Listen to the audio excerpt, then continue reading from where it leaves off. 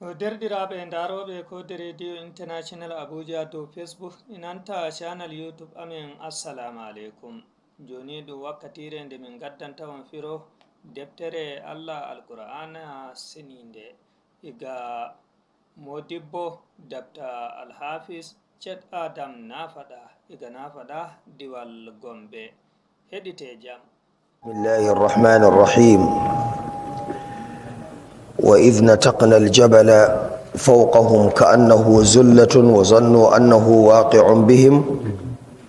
خذوا ما آتيناكم بقوة واذكروا ما فيه لعلكم تتقون.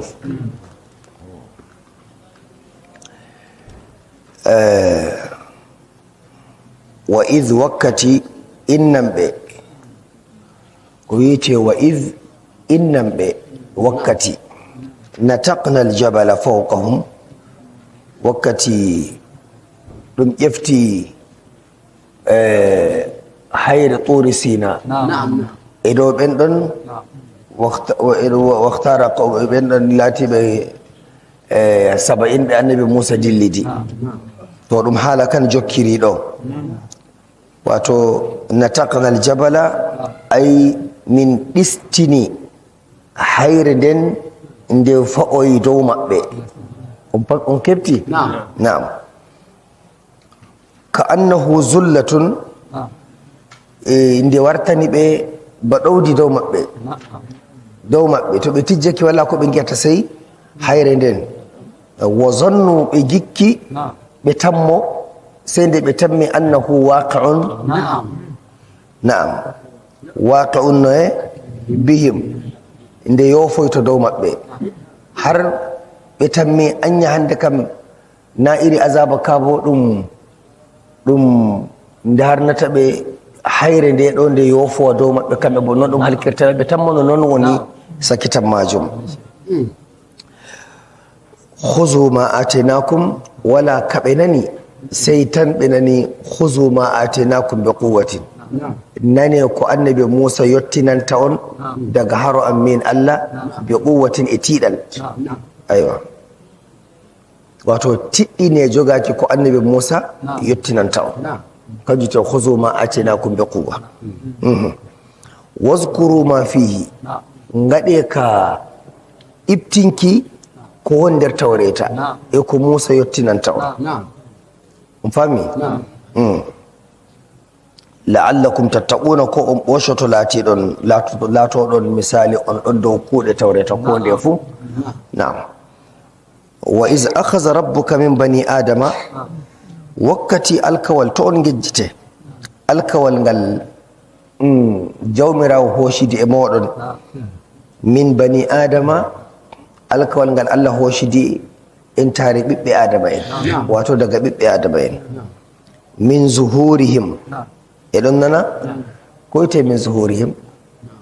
kala neɗɗo fo iwu daga ɓaawo annabi adama hanko woni baba ɓiɓɓe adama en fuu na baba tagle fa baba ɓiɓɓe adama en ɓiɓɓe adama en hanko woni baba maɓɓe bano misali ginnaji bo iblisa won baba makon na'am amma ayon fuu haɗayi ɓiɓɓe adama o kefeero o geddo o kaza fami nden mo nder ginnaji gam ɗo zurre iblisa haɗayi woodi goɗɗi geeti goɗɗi salihiji goɗɗi kaza ɗum fu haɗayi ena min zuhurihim kala ɓiɗɗo fu wurtake daga ɓaawo shaka ɓaawo baba mo wurti kenan en fuu men en ɗon ñakkotiri feɗotiri shaka ɓaawo annabi adama ndu fuu maru pat nden bo kadi bo kala ɓiɗɗo fuu shaka baba moɗo wurti moye fuu to wurtoto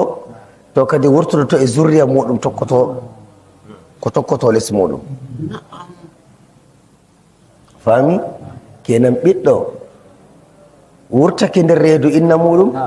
e dow ɓaawo baba muɗum na'am ngam to mi luggini ɗum on famay sosai bo mi yiɗa mi luggina ɗum en ɗon suumi bo on bacci hakkude men. min zuhurihim zurriyatahum koyte min zuhurihim daga ɓawoji maɓɓe shakka ƴiyal ɓawo ngalɗo kangal zurriya maɗa fof feɗuma to Allah waɗi a dañi ɓiɓɓe ɓe ɗon feɗi shakka ƴiyal ɓawo maɗa to Allah hollatama ɓiɓɓe maɗa a wala ko goto feɗima on si an kawa koyɗo yana en ɗon gondi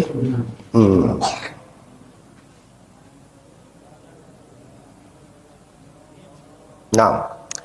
wa ashhadahum donna tunda zurriyatahum kala zurriya fu wurtake aw babu modum wa ashhadahum ala anfusihim alla on wadi shaidan do don ho ko e modon minon alla tagaymin min wurtoto daga deedi inna iramin min latoto min dowtibe ɗowtaniɓe ma ni alkawal Allah yi on koshi wa min koshi mana kañum te wa hamal hal insanu ɗum ay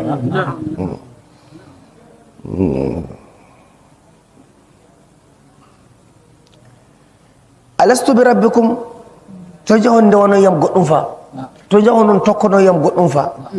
min tagi on min kushitantoɗon alastu bi rabbikum na'am na min je on na min tagi on na min kaza mbiɗen e bala non gondi qalu mbiɗen ay tagi foje ɗiɓi qalu sani mbi bala ko wite bala misali wato en ɗon tabbitina ɗum noon en non gondi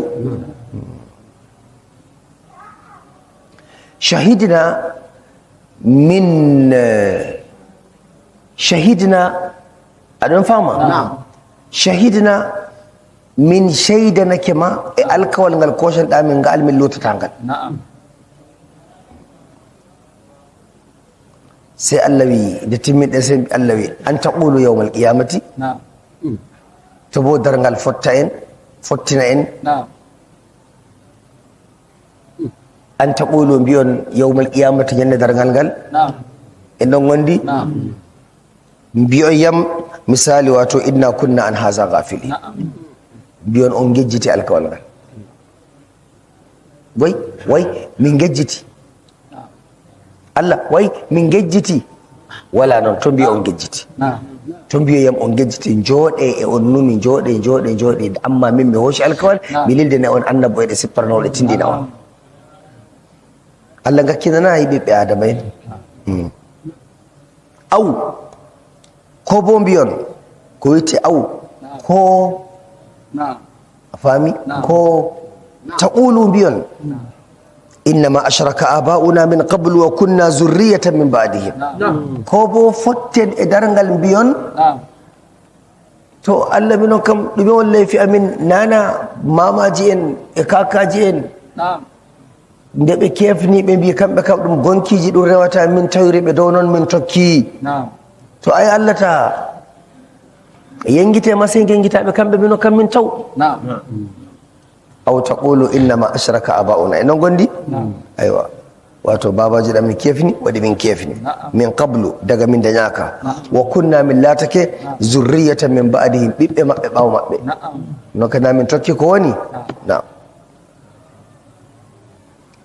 afatuhlikuna bima fa'ala al-mubtilun ko wite afatuhlikuna bima fa'ala kadin da alkawal ngal gaduɗen kawai ngam mamaji en mon e kakaji en mon da ko gatta so tokkoɗon ɓe ɓawa alkawal ngal gaduɗen min Allah e moɗo wonon ɓe tagumi o kefti e ka huushi e nam afatuhlikuna a yengitay min a halkay min bima fa'ala al-mubtilun e dow arande en ɓeɗo koɓe geddirma ɓe rewi ko luutima min tawiɓe ɓen kam ay say jangguitaɓe kamɓe bonni minon bo min tawi wonnere nden amma kamɓe arti wonni minon kamɓe tindin min ay mi wadi e moɗon alkawal on gejjutu to ɗum kanka fa kala ɓi adama fof si Allah wadi e noon wadi e muɗum noon nawa heferɓe tan aywa wa kazalika nufassilu l ayati e non gondi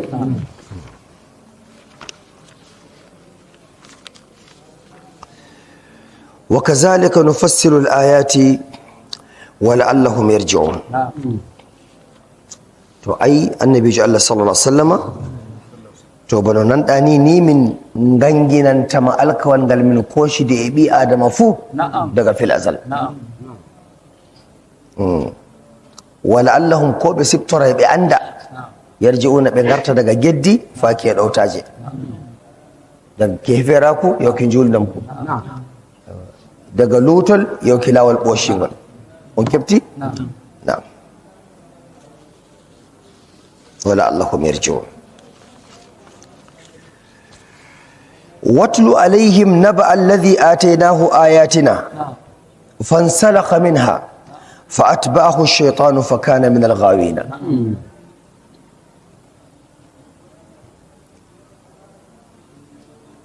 واتل عليهم جنغم بقصة واتل إنم عليهم إدوم واتل إنم بكون جنغنا بي إنهم غنديو نبأ الذي حبروا أنطن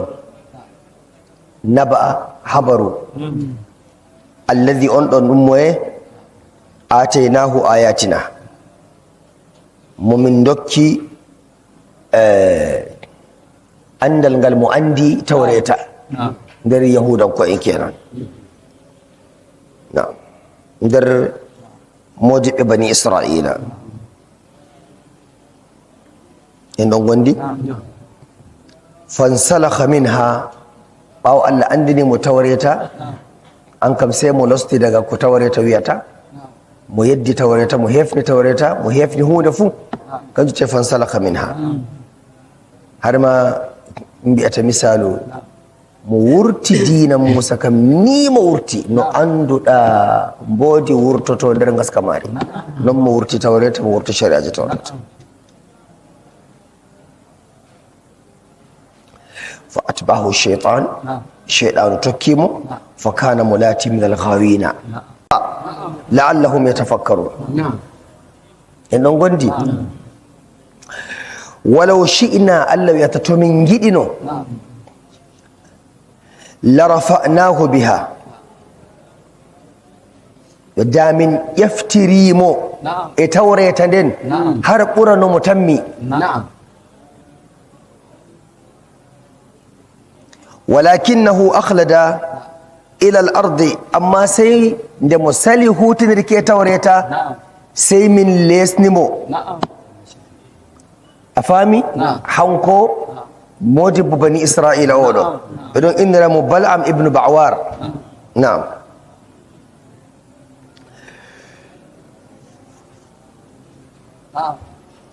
wattaba ahwahu mo tokki ko jahili en mbi'atamo e ko dokkatamo shawara damo bo min ɗon giramo e andal tawreta naam naam en ɗon gondi sey laati jawmirawo wi fa mathaluhu misalu maako an annabijo allah misalu on ɗon in tahmil alayhi yalhas aw tatruku yalhas tawi ko waɗi min kanditaymo ko waɗi min aa no min gaɗimo fuu mo accata luutuki tawreta bano fa masaluhu ka masalil kalbi har Allah sifari mo misalu mako bano misalu kutiru cabɗe kutiru no gaɗɗa ndu fu sey ndu wurtini ɗemgal maru no gaɗɗa ndu fu a faami naam no gaɗɗa ndu fu sey ndu wurtini ɗemgal maru ka masalil kalbi in tahmil alayhi naam ta dai a hoshi a wi a rubuta ndu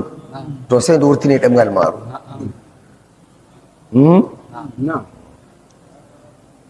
yalhas ko a ruggake ndu ko a acci ndu no gatta ndu fu no gaɗɗa ndu fu ɗemgal ngal sai ngal wurtake to kuti to kanjum wiyete fa masaluhu ka masalil kalbi in tahmil alayhi yalhas aw tatrukuhu yalhas ذلك مثل القوم الذين كذبوا بآياتنا ني وني مثال فون بموسى no gaɗɗaɓe fuu sey ɓe geddi no gaɗɗaɓe fuu ɓe ɗowtatako no gaɗɗaɓe fuu bo ɓe giɗata Musa ɓe giɗata bo ko Musa wardani ɓe ngam mo Allah yadake darniɓe e gañadi annabi Musa bo hanko woni annabojo enen gondi ngam majum faqsusil qasasa yeshuɓe habaruji ɗiɗo ya annabijo Muhammadu sallallahu alaihi wasallam yahudan ko en zamanu maɗa fa mbiyataɓe nda ko sali la'allahum yatafakkarun yahya umma joɗa la'allahum yatafakkarun ko da ɓe anday arande en maɓɓe nguri dow ɗuɗɗiɗi mboɗa ko luuti annabo en kamɓe bo fa ɓe ngari ɓe tokki to kamɓe so'ito ɓe numa ɓe ɗon tokki lawol bononda arande en ɓe so'ito ɓe nuɗɗimma kamɓe kam sa'a mathalan alqawmu alladhina kadhabu bi ayatina wa anfusahum kanu yadhlimun halli ko ɓe ngaɗi na ɗum boɗɗum sa'a ɗum halli ko ɓe ngaɗi ɗum halli mathalan alqawmu alladhina kadhabu bi ayatina ɗum ko ɓe laatiɓe fewnuɓe Musa ngaɗi e ko tokki gaɗa maɓɓe wa anfusahum e yonkiji maɓɓe kanu yaslimuna ɓe tonake yonkiji maɓɓe ngam ɓe tokkake bononde arande en man yahdi llahu fa huwa almuhtad mo Allah handiti hanko woni kanditaɗo wa man yudlil mo Allah majjini fa ulaika kamɓe bo humul khasiruna kamɓe wiyete yobtirɓe woɓɓe asar alhamdulillahi rabbil ulaika kal an'ami bal humu adallu ulaika humul ghafiluna ko wiyete walaqad zara'na ay jawmirawo tagi walaqad zara'na rahmanir rahim واتبعوا ما تتلو الشياطين على ملك سليمان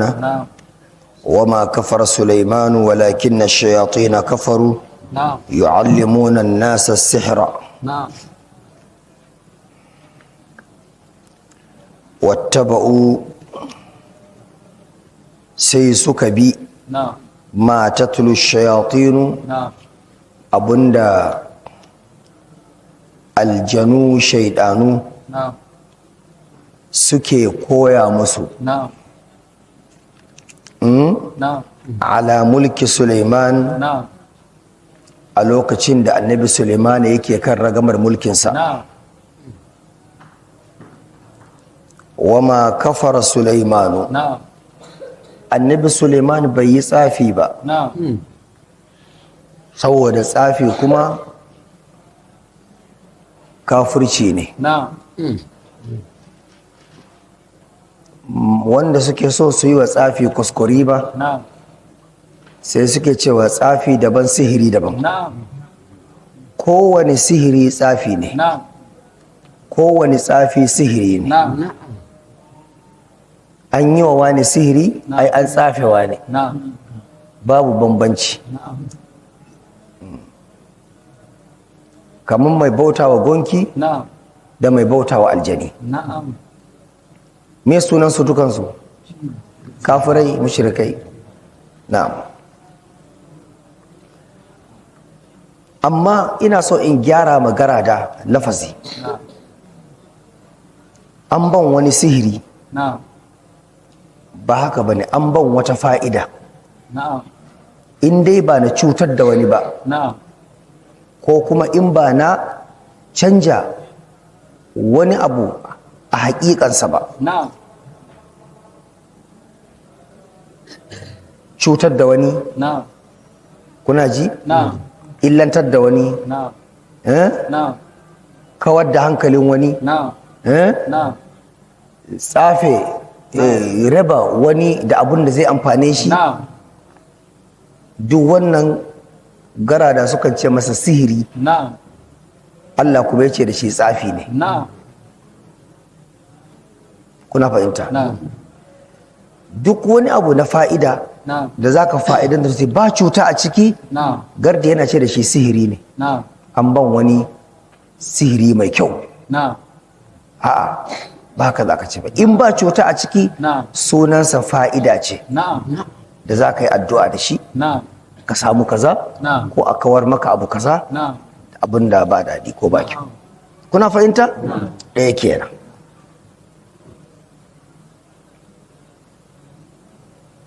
wannan sunansa fa'ida a bambanta shi yasa gardi a tsangaya kamata ya gauraya da ɗalibta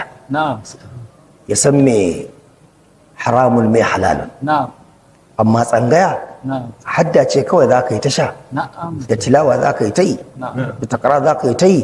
kaza halal kaza haram ba koyar da shi a tsangaya kuna fahimta ƙur'ani kuma shi ne uwa shi ne uba shi kuma kake bautuwa a kansa kamata ya ka san me yake faɗa ka san me yake umurta menene abin da Allah ya ce mana me abin da Allah ya ce mana a'a rashin gane alƙur'ani shi yake sa a yi sihiri da alƙur'ani ma to wannan yana daga cikin wajibcin dukkan ɗalibin ilimi Allah Ubangiji ya shirye mu wama kafara Suleiman menene wama kafara Suleiman Suleiman bai tsafi ba aljanu su ne matsafa da shaidanu walakin na shayatai na kafaru ya kaji ba su suka kafirta yu'allimuna nasa as-sihra wani aljani ya bani sihiri wani aljani ya baka tsafi zaka ce yu'allimuna nasa su wane ne su yu'allimuna nasa sihra su suke aljanu shayatin aljinni wama unzila ala almalakaini bi babila haruta wa marut a lokacin lallai ana yayin irin wannan abubuwa Allah sai ya so ya dakatar da shi a tsakanin al'ummar annabi Suleiman ya za a dakatar Allah sai ya aiko wasu mala'iku guda biyu ɗaya haruta ɗaya maruta kuma Allah ya yadda musu su aikata irin yadda masu tsafi suke yi suka zama sun iya ka tara mutane a babil ƙasar iraki can ne babil ku zo mu nuna muku abin da kuke yi sai mu gaya muku hukuncinsa ina kaza kuke sai yi kaza ba haka kuke yi sai yi kaza ba aka tara mutane haka ake yi wasu kuma su ce haka ake mana lalle haka muke gani ake yi sai haruta da maruta suke cewa to duk wani abin kafirci ne ku daina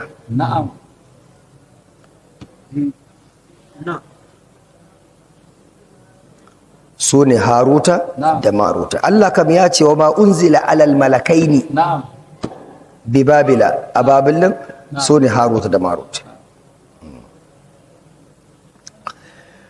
wa ma yu'allimani min ahadin idan su duk wanda ya zuba ido ya ga suna kaza in yi kokarin kwaikwayon abin da suke yi ka san me suke ce masa hatta ya ƙula inna ma nahnu fitnatun fala takfur ce wallahi in dai abin da muke dinnan in ji mala'ikun za su gaya mutane suke ganin su duk abin da muke dinnan in ka ce har za ka koya ka yi da shi ka yi amfani da shi to ka kafirta ka koyi fitina da zai fitinar da kai a cikin kabari da kuma gidan lahira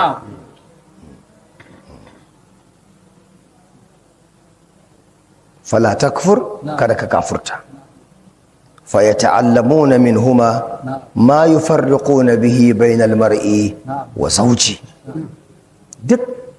tsafi yakan iya yi raba tsakanin mace da mijinta raba tsakanin wane da wanensa raba tsakanin wane da wasunsa kuna fahimta wa ma hum bidarrin bihi min ahadin illa bi idhnillah. Babu wa'anda suka iya su cutar in ba da yardar Allah ba. Allah yakan iya yarda musu don ya fitinar da su a cikin kabarurrukansu, ko kuma ya zama sun aikata fitinar da za ta dame su ranar matsaya a gaban Allah. wa ma hum bidarrin bihi min ahadin illa bi idnillah. Allah yakan yarda musu a sai kenan Allah yakan yarda musu yayi su ce haba sai su ai mun gaya muku dama sai mu muka yi hakan. Allah ya yarda musu ne saboda ya azabtar da su, ya fitinar da su a gidan lahira. In sun zaɓi haka to shikenan sun ci galaba. wa yata'allamuna ma yadurruhum wa yanfa'uhum ne ko wala yanfa'uhum ne? wa yanfa'uhum mana su kan wa yanfa'uhum ne su kan ba, amma a gaske da wajen mumini wala yanfa'uhum ne. wa yata'allamuna har ma suna kwaikwaya, wane ba ni asiri kaza mana, wane ba ni koya min yadda ake kaza mugunta ta kaza mana, yadda ake raba tsakanin wane da wane, wace da wane, yadda ake raba tsakanin su wane da wane, yadda ake duk koya min mana, haba kai zumuncin da yake tsakanin mu. wa yata'allamuna suna kwaikwaya ma yadurruhum abunda zai cuce su gobe a gaban Allah, wala yanfa'uhum ba zai amfane su a lahira ba. Amma ya amfane su a duniya sun karbi kudi, ya amfane su a duniya sun biya bukatunsu, sun ga abin da suke so su gani, amma a lahira bai amfane su ba. Shi ne sun zabi duniya sun bar ina, sun bar lahira. walaƙad alimu aka ce yanzu haka babu ƙabilar da tafi iya tsafi a yanzu haka a sararin duniya kamar ba Yahudi, kamar ƙyarta ashana. Ina ƙyan ƙyarta ashana? Ina ne ƙyan ƙyarta ashana suke? Babu ƙyan ƙyarta ashana nan yanzu nan za ka ga kamar ƙyarta ashana. Ina suke ne? Yahudawa su suke idan kamar ƙyarta ashana yanzu nan za ka ga babu ƙabilar a yanzu haka da ta kai iya tsafi kamar Yahudu. Saboda shaidan yakan iya fito musu ma ya koya musu iri. Kuma babu mutumin da zai zama matsafi ko kuma ya kafurta ya zama mai sihiri sai ya yi alkawari da aljani zai kafurta, ko kuma sai ya sabi Allah ya ɗau alkawari akan wani abun da Allah bai so, Allah kuma ya yi fushi da shi. Duk wanda kaga asiri ko tsafinsa ya aikatu to ka tabbata Allah ya riga ya bar shi da aikin da ya yi fushi da shi.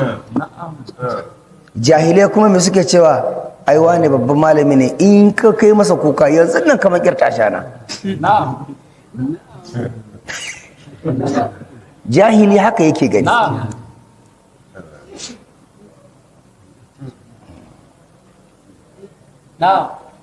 ولقد علموا لمن اشتراه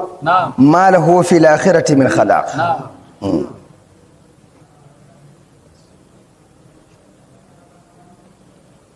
wanda ya ɗau tsafi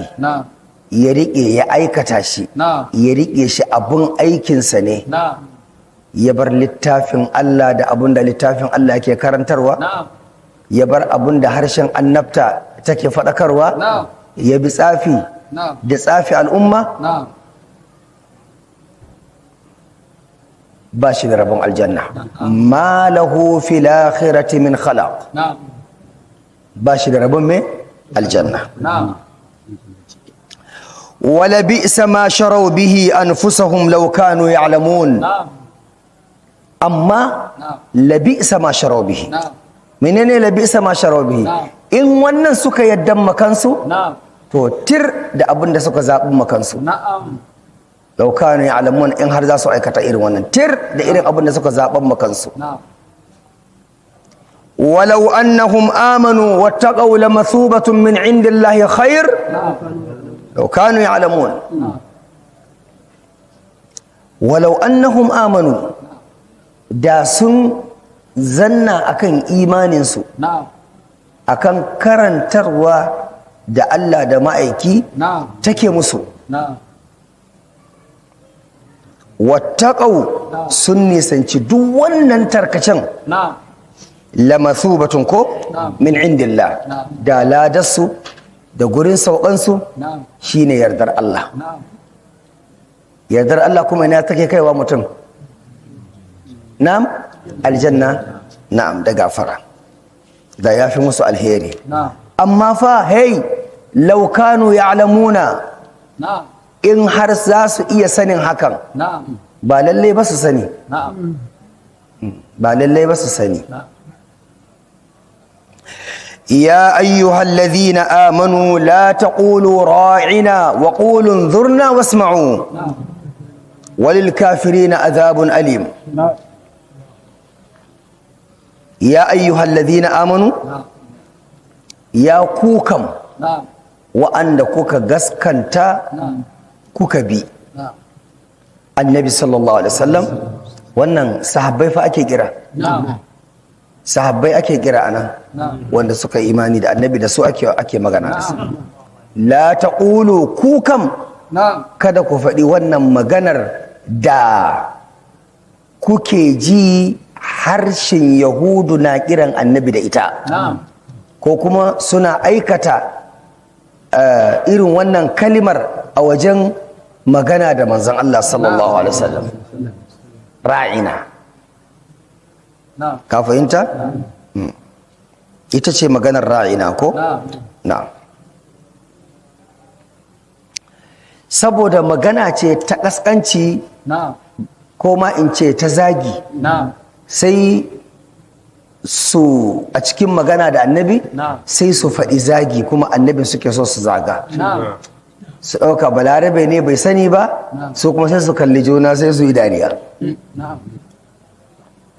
har hakan annabi bai tsira da haka ba la taqulu ra'ina to mazauni fa wanda ake zama da shi na yau da kullum ana shi ya ɗauka kaman magana ce ta kawai ta gayu ta wayewa su ma musulmin annabi da mu'minin sai suka so manana ta irin wannan magana suna bi Allah sai ya saukar ya ayyuhal ladhina amanu hey banda ku ya ayyuhal ladhina amanu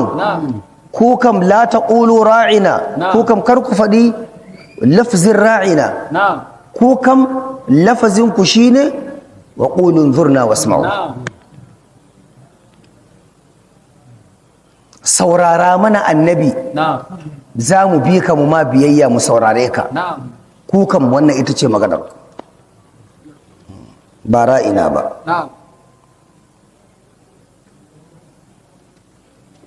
walil kafirina wa'annan yahudawan abinda suke wa annabi walil kafirina azabun alim wannan ba su da wata sakayya sai azaba mai radadi ran tashin alkiyama ما يود الذين كفروا من أهل الكتاب ولا المشركين أن ينزل عليكم من خير من ربكم والله يختص برحمته من يشاء والله ذو الفضل العظيم أيوة ما يود الذين كفروا من أهل الكتاب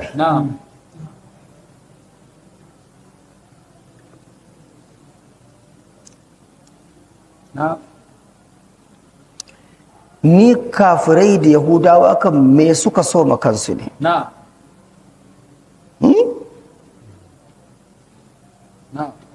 an yunazzala alaikum min khairin min rabbikum ubangiji ya saukar muku da wannan annabta akan wannan bawan Allah manzanci akan wannan bawan Allah qur'aninsa akan wannan bawan Allah bai zanna da su ba ya fuskance ku da su yana shiryar da ku me kuke so bayan haka min khairin min rabbikum wannan bai fi muku alheri daga Allah ba wallahu yahtassu Allah yana hassada da annabi me yasa annabtan ƙarshen nan wai akan annabi Muhammadu ne me yasa shugabancin al'umman nan kawai annabi Muhammadu ne me yasa bai zama su ba ai an saba yin annabawa a cikin Yahudawa me yasa ba a ƙare a cikin su ba Allahu a'lam haithu shi ya san inda zai san annabtarsa da bazanci to sai Allah ya ce musu wallahu yahtassu Allah yana keɓe yahtassu bi rahmatihi Allah yana tantancewa kuma ya keɓewa wanda ya so annabtarsa kun fahimta? na'am bi rahmatihi ay bi nubuwatihi bi rahmatihi nan fa annabta ce man yasha ga wanda ya so a cikin bayansa da muka yawantar da annabawa cikin yahudawan shawara kuka ba mu ko roƙon mu kuka yi da Allah duddini da Allah ya yawantar da annabawa cikin bani Isra'ila su Isra'ila ne suka rubuta form suka rubuta suka je suka kai nema da Allah da annabi ayyuka Allah ya ce to shikenan ba matsala sun san ma haka ne zai faru wallahu yahtassu bi rahmatihi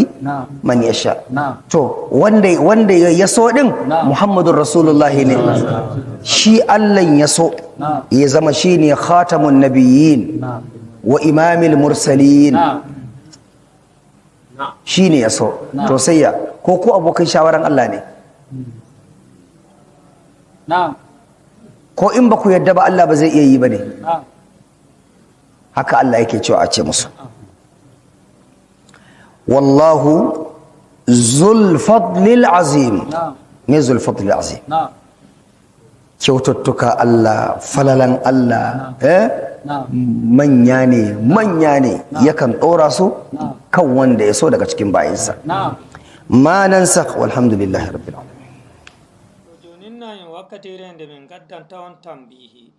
ga honduko modibbo Dr. Muhammed Alhafiz na faɗa Sheikh Adam na faɗa على سيدنا ومولانا محمد صلى الله عليه وسلم النبي الهادي والمبعوث رحمة للعالمين الذي ختم الله تعالى به النبوة وأكرمه الله تعالى بخاتمة الرسالة اللهم صل وسلم وزد وبارك وشرف وأنعم عليه وعلى أهل بيته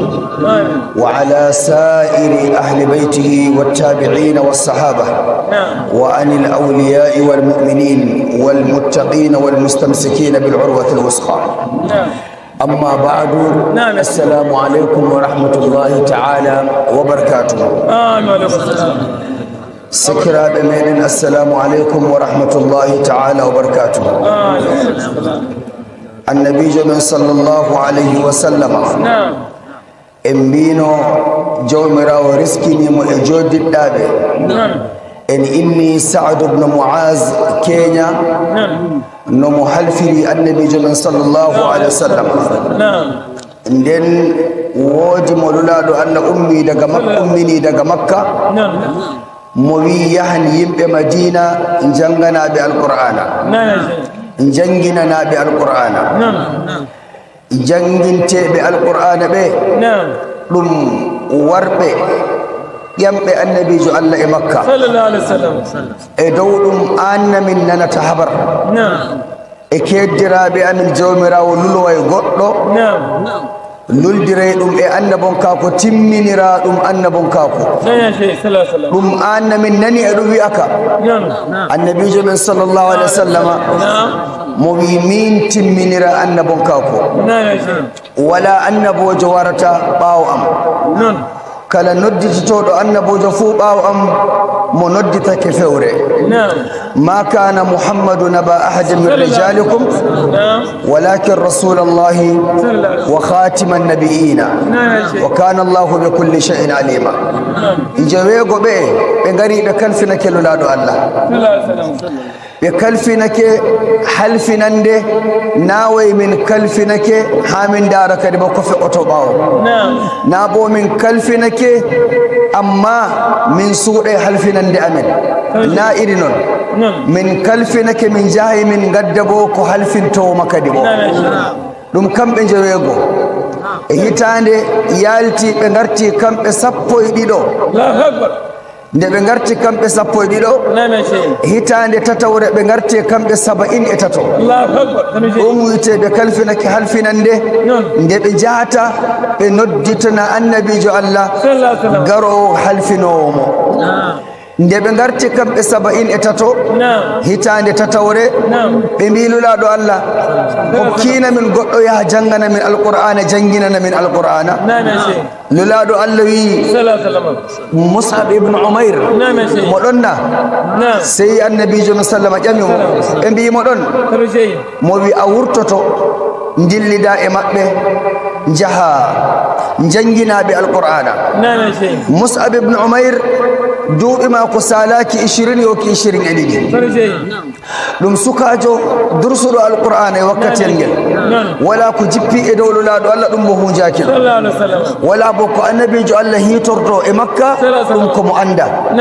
wala bo siyasa Allah e siyasa lulaɗo Allah ka ardini e dow jeyaɓe Allah ngam ɓe jaɓa dina ngam mumini en jogo dow misali wato kandal Allah e lulaɗo muɗum ɗum Mus'ab ibn Umair anda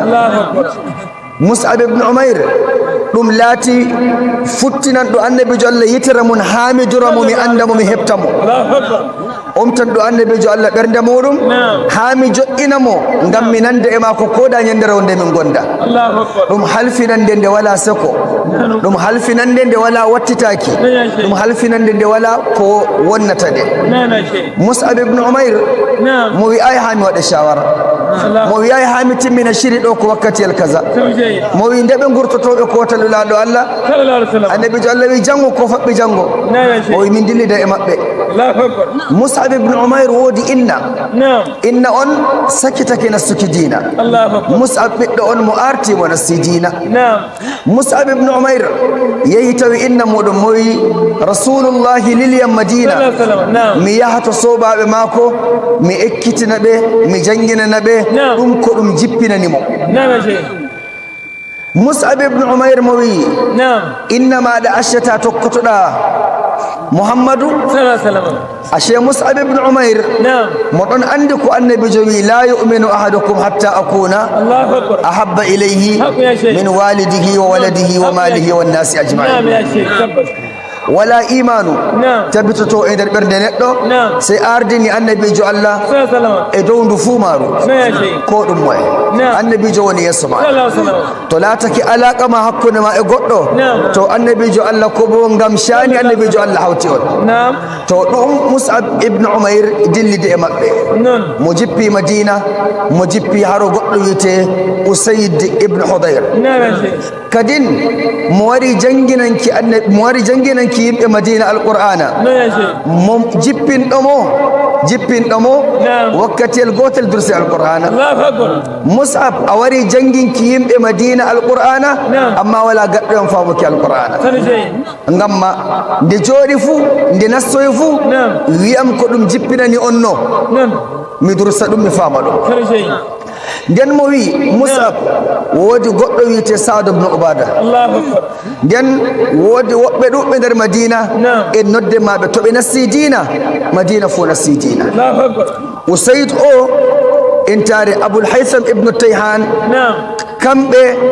koshi yaɗaki diina annabijo Allah e Madina amma sahabu en Madina ɓe nde annabijo Allah yi meɗam maɓɓe nde annabijo Allah yi goga maɓɓe annabijo Allah mo wi min e ansarin ko en bani min gontiri se mo sappi sappordu mako e tokku sappordu mako mo wi ni min gontiri e aljanna mo wi neɗɗo fuu wolwi e dow ansarin ko en e dow ko woɗa mo tefta jipporde mako nder hiite jahannama Allahu akbar subhanallah mo wi neɗɗo fuu wol woni ansarin ko en dow ko woɗa mettinani ɓe mo wi la yuhibbuni annabijo Allah wiyata ka mo wi la yuhibbu l ansaru illa mu'min wala yubghiduhum illa munafiq iri haalawol ngol mo wi e dow seydina ali kangol mo wi e dow ansarin ko en mo wi wala giɗowo ansarin ko en se muminijo wala bo misali gañowoɓe se munafukijo to ni annabijo Allah hawtata en ɗam imanu mako mo jokka ɗam mo waadi e garo jam ɓawo yonki mako ko waɗi annabijo Allah wiyata wala mo giɗeten ba mako ngam ma anden e koshuɗen dina meɗen anden e koshuɗen yidde meɗen anden e koshuɗen enɗam meɗen anden bo no tokkortoɗen annabojo meɗen ngam wala mo tokkotoɗen kanditoɗen ɓoshidoɗen ba annabijo men mo jawmirawo lilani en dole mo hawta hoore mako daga emo foofi mo acca konngol ko da waroɓe ɓawo mako ɓe nani konngol ngol ɓe sonotiro e yonki mako e ɓernde mako e yaake mako e annabon kako ngam imanu yaada daga ɓe zamanu mako e garoɓe ɓawo mako ansarin ko en bona ansarin ko en kamɓe balli dina islama ansarin ko en kamɓe yimɓe fewni lulaɗo Allah kamɓe bo misali wato ɓe gonɗini lulaɗo Allah ansarin ko en woni makka wurtini lulaɗo Allah ansarin ko en bo jaɓɓaki annabijo Allah ansarin ko en wi misali laati neɗɗo fo wi joƴƴini kafahe muɗum wi wurtata ko wallata annabijo Allah kono e heferɓe ansarin ko en ɓe kooshi alkawal nan alkawal ngal ɓe kooshi ɓe mbi ya rasulallah wallahi min mbawi kono wallahi min ngala misali seko ko kulol e dow kono ya rasulallah min nuɗɗinima min kalfinakema halfinande nde min kalfinima ɗum halfinande waade wato min kalfinakema wato min sottata lesɗowji maɗa sey ñande janaiza amin waɗi ɗum halfinande nde wala yatirki gaɗa ɗum halfinande laatire misali konuɗoma fuu minon bo min ballate ya annabijo muhammadu sallam min ballate ɓurino min ballir yonki amin min ballate ɓurino min ballirta ɓiɓɓe amin min ballirte dow ɓurino min ballirta rewɓe amin min ballirte ɓurino min ballirta jawli amin min durete min karete min ɗoftete kala joƴƴinɗo min fuu min jotta ko sey to min gi'a joɗake iri halfinande nde ɓe kalfini annabijo muhammadu saadu bnu mu'az meɗen mo keña mo ɗon nder maɓɓe saadu bnu mu'az halfinande nde maati ɓandu mako halfinande nde yari keñal ɓernde mako kanjum waɗi ñande mo soyti mala'ikajo 70 jippi janaiza mako mala'ikajo jippi ɓe meeɗayi memuki leddi ɓe meeɗayi ɓe jaala leddi jibrila gayyoyiɓe wardi e maɓɓe ngam ɓe daro janaiza sayyiduna sa'ad ibn mu'az annabijo Allah makara mu'az ni e hoore kooli mako mo memiri ɗum nden mo ɗoftay annabijo Allah mo ɗoftay sa'ad ibn mu'az e yenande mako dow hoore kooli mako mo tokkorto e mo yaaɓa ɓe mbi ko waɗi lulaɗo Allah mo wi mala'ika en heewi fellere nden wala e jaaɓaymi mi yiɗa mi waɗa konngol am dow kooli mala'ika en ko dow misali wato teppere mala'ika en oɗo mo mala'ikajo na mo mala'ikajo oɗo mo annabojo na mo annabojo la bal ɗum gonɗinɗo annabojo Allah walladi jaa bisidqi wa saddaqa bihi moɗon nder saddaqu bi rasulillahi sallallahu alaihi wasallam to dammuɗe ɗon omti ala inna fi ayyami dahrikum lanafahat dammuɗe ɗon omti dammuɗe wala dammugal maɓɓani julɓe Allah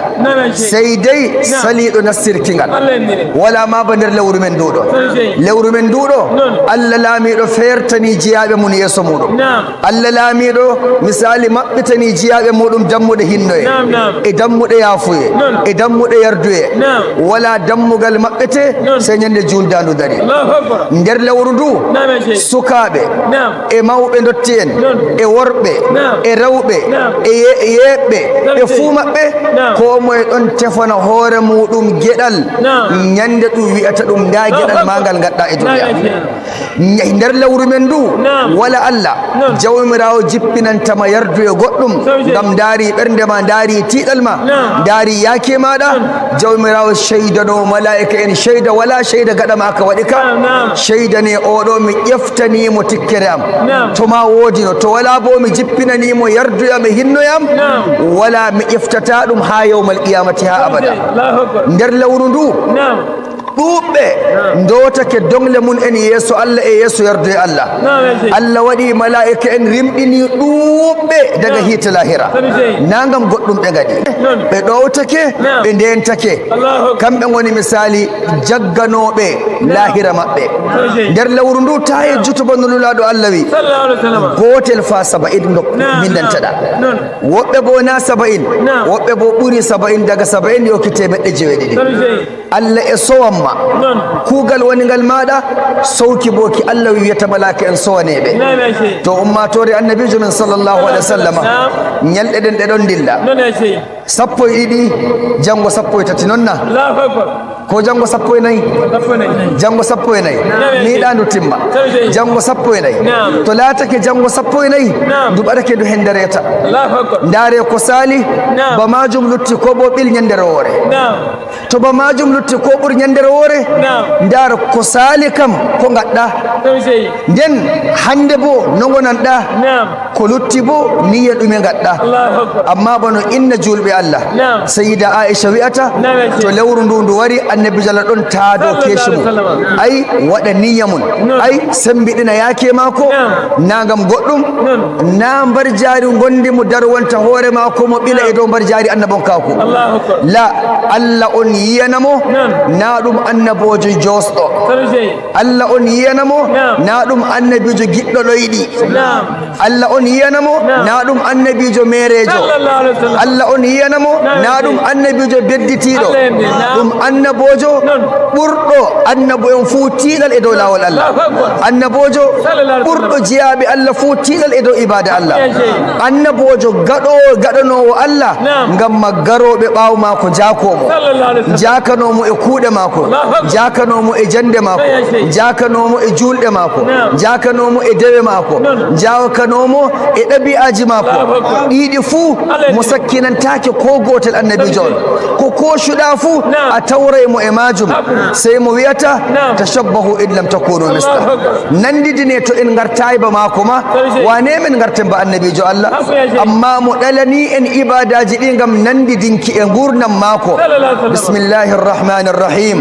laqad kana lakum fi rasulillahi iswatun hasanatun liman kana yarju Allah wal yawmal akhir wa dhakara Allah kathira gurdam lulaɗo Allah ɗam innirteɗam komo wanno enen bo en innay ɗam laato jangirde e meɗen ɓaawo a janganama ko ɓaawo a jangi wala ko woni dow maɗa sey nandidinki ɗum ko janguɗa ko ɗum ko janganeɗa ɗum wiyete misali ummatun laati ummatore laatinde hayra ummatin ukhrijat linnas ummatore yahudu nde janganama nde winde salake jawmirawo wi'anayi annabijo Allah e dow yahudon ko en gontiri wa qalu sami'na wa asayna amma ummatore lulaɗo Allah wa qalu sami'na wa ata'na Allah yakiden annabijo Muhammadu Allah yakiden annabijo Muhammadu wonɓe nder genale meɗen Allah laamiɗo hinnoɓe yafoɓe wonɓe nder genale men Allah hinnoɓe yafoɓe wonɓe nder genale men Allah hinnoɓe yafoɓe saroji en men wedditiɓe nder genale munen Allah ɓeddana ɓe wedditare Allah ɓeddana ɓe misali wato sew e nder walanɗe maɓɓe Allah bo ɓeddana ɓe misali wato hinno e jawmiɓe Allah ɓeddana ɓe ɓattam e annabijo Muhammadu sallallahu alaihi wa sallam Allah laamiɗo bo barkiɗina zurriyaji maɓɓe Allah bo misali tokkinen ɓe nder imanu Allah jaɓan en suumayeje men Allah jaɓan en alkaweje men Allah jaɓan en tasbeje men Allah jaɓan en ibadaji men luttuɗi shuuɗi ɗiɗi suuɗuɗen e ko banginɗen fuu na dowriya barka annabijo men Muhammadu sallallahu alaihi wa sallam Allah laamiɗo waɗɗum fuu majum ɗum dalila yardu e jawmi en e dalila cetogal annabijo meɗen Muhammadu sallallahu alaihi wa sallam Allah yamɗitina ñawɓe meɗen Allah yafono en mayɓe meɗen Allah barkiɗina ko lutti e nder saroji en meɗen e nder ummatore annabijo Muhammadu sallallahu alaihi wasallam Allah laamiɗo yajjina risku meɗen Allah humtana on muradu moɗon Allah tabitina en e dow lawol annabijo Muhammadu sallallahu alaihi wasallam Allah barkiɗina ɓoɓade ndeɗo barka annabijo Muhammadu sallallahu alaihi wasallam Allah waɗa ko nde watta fuu e dow misali lawol Allah ngol Allah waɗa ɗum fuu majum ɗum sewo e cheikhujo meɗen Allah waɗa mbar jarrinde fuu e maako barka alhurmanu laɗo Allah hawtene maako e aljanna darussalam Allah fottinene maako e dargal e en sayi e mo saydi e meɗen barka alhurmanu laɗo Allah kala ko wari fuu Allah jaɓan ɗum kala ko taari ɓaade nde fuu Allah jaɓan ɗum kala ko wari fuu Allah jaɓan ɗum kala ko tawa nder ɓaade nde fuu Allah jaɓan ɗum barka annabijo Muhammadu sallallahu alaihi wasallam Allah barkiɗina gelle men Allah barkiɗina leddi men Allah jaabo du'aji meɗen bijahi habibina Muhammadin sallallahu alaihi wasallam inna Allaha wa malaikatahu yusalluna ala nabi ya ayyuhalladhina amanu sallu alayhi wa sallimu taslima Allahumma salli ala sayyidina Muhammadin al-fatih lima ughliqa wal khatim lima sabaqa nasir al-haqq bil haqq wal hadi ila siratika al-mustaqim wa ala alihi haqqa qadrihi wa miqdarihi al-azim subhana rabbika rabbil izzati amma yasifun wa salamun ala al-mursalin alhamdulillahi rabbil alamin sadaqallahul azim. Derɗiraɓe ɗo min jaɓɓitoto on ha dow hello Facebook inanta YouTube dow darnde koccan ɗumin tafsiri ɗum e tambihi ɗum modibbo abba alhafis nafaɗa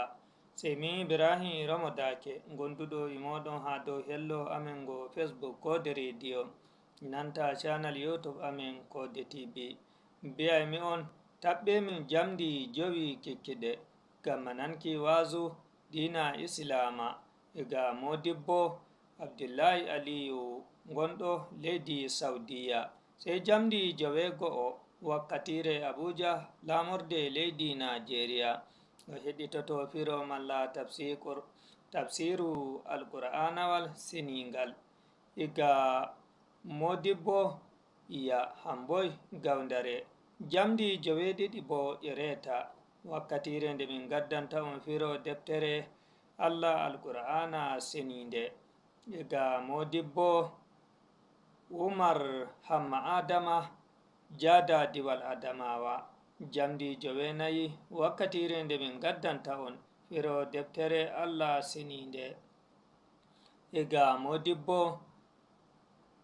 usman abubakar baferi ega azare diwal bauchi leydi nigeria ɓe hamɓene modibɓe ɓe min gaddanta on firo maɓɓe nde nyalande nde nyalde salasa 15 mabo 15 lewru korka hitande 1445 ko yadata ino gasi 9 lewru tatabru hitande 2023 inde an ibrahim ramadake mbiyaymi on wassalamu aleykum wa rahmatullahi ta'ala wa barakatuh.